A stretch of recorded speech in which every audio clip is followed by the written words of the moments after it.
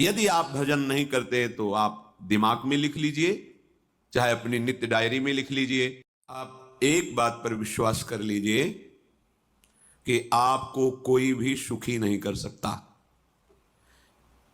यदि आपको कोई सुखी कर सकता है तो आप हैं। बिल्कुल घनीभूत अर्थात ठोस बात है, इसे समझ लेना।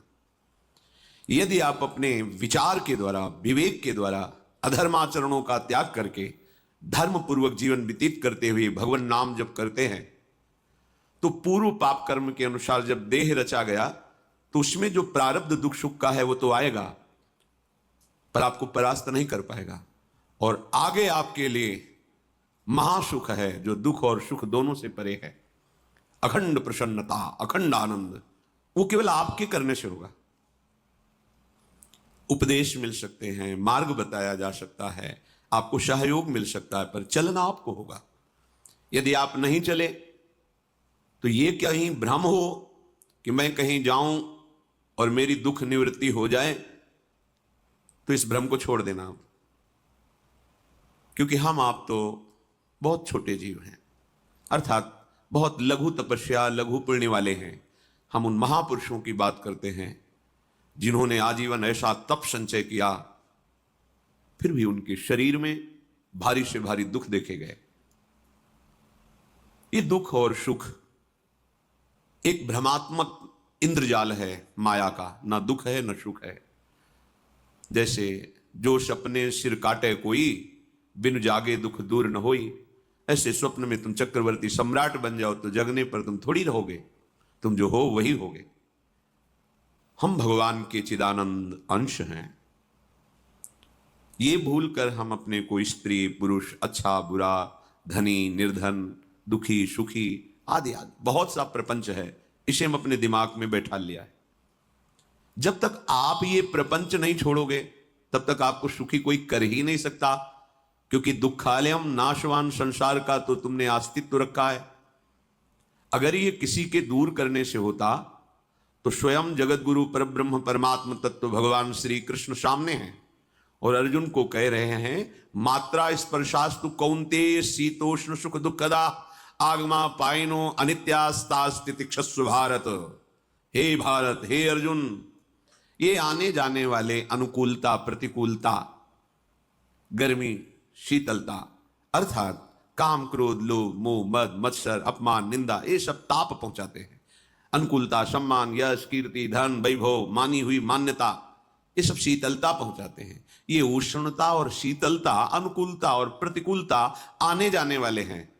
भगवान ये नहीं कह रहे मैं मिटा दूंगा, कह रहे तास तितिक्षस्व भारत। हे अर्जुन, ये तुम्हें सहना होगा। यदि तुम इसे सह गए तो तुम्हारे हृदय में ऐसी स्थिति प्रकट हो जाएगी कि फिर ये स्पर्श भी नहीं कर पाएंगे। सहने से तुम्हारी भक्ति बढ़ेगी, तुम्हारा चिंतन बढ़ेगा, तुम्हारा स्मरण बढ़ेगा। सत्य वस्तु के लिए, सत्य तत्व के लिए तुम सुखी हो जाओगे। बिल्कुल खुली बात। आडंबर नाटक पाखंड इसकी जरूरत नहीं है। प्राकृतिक भोगों में सुख बुद्धि, देहाभिमान, विद्यारूप महत्वकुल धन यौवन अभिमान, यही तुम्हारे दुख का मूल है और ये कोई दूसरा नहीं हटा सकता। ये तुम्हें अपने विवेक सत्संग से प्राप्त हुए विवेक के द्वारा, शास्त्र स्वाध्याय से प्राप्त हुए विवेक के द्वारा इसे तुम्हें त्यागना है। दुख तुम पकड़े हो तो छुड़ा कौन सकता है? छुड़ाना तो आपको ही पड़ेगा। अगर कोई वादा करता है कि मैं आपको दुख रहित कर दूंगा, मुझे आज तक समझ में नहीं आया। दुख रहित होने का जो उपाय है वो गुरुजन महापुरुष संत जन बताते हैं कि जब चारों ओर अंधेरा छा रहा हो, कोई अपना न दिखाई दे रहा हो, केवल दुख ही दुख, अशांति ही अशांति, उस समय आप देखिएगा कोई एक है जो आपको बहुत प्यार कर रहा है। वो हमारे प्रभु हैं। आप जिनकी तरफ पीठ किए हो और जहां दुख है उधर मुख किए हो, वापस घूमो, सन्मुख होइएगा। सन्मुख होए जीव मोहि जबहि, जन्म कोटि अघनाशों तबहि। करोड़ों जन्मों के पाप नष्ट कर देते हैं भगवान। जहां प्रभु की तरफ हुए तो पता चला बहुत जन्मों से बिछुड़ा था, वो मेरे स्वामी मिल गए। भारी से भारी संकट की निवृत्ति के लिए एकमात्र उपाय है भगवान श्री हरि का आश्रय, उनके नाम का जप। सत्य मान लीजिए, आडंबर से कुछ नहीं होना। चाहे जितने जंतुर बांध लो, चाहे जितना जो कुछ जादू टोना जो मन आवे सो कर लो। बारी मथे घृत होए बरु शिकताते बरु तेल, बिनु हरि भजन न भवतरी यह सिद्धांत अपेल। विनिश्चितम बदामि तेन अन्यथा वचांस में हरि भजन तेन। अटल बात है, यदि भजन नहीं करोगे तो तुम्हें कोई सुखी नहीं कर सकता। तात्कालिक आपको ऐसा लग सकता है मेरा काम बन गया, नहीं, वो तत्कालिक है। हमारा काम बनना तो तब होगा जब हमारा आवागमन मिट जाए, सदा सदा के लिए मुझे ऐसी वस्तु प्राप्त हो जाए कि जहां चाह ही खत्म हो गई, जहां दुख ही खत्म हो गया। वो हमारा स्वरूप है, वो हमारे आराध्य देव हैं। प्रार्थना मान लीजिए, भटकाव से बचिए। ये कलिकाल मलायतन मन कर देख विचार, श्री रघुनाथ नाम बिन नाहिन आन आधार।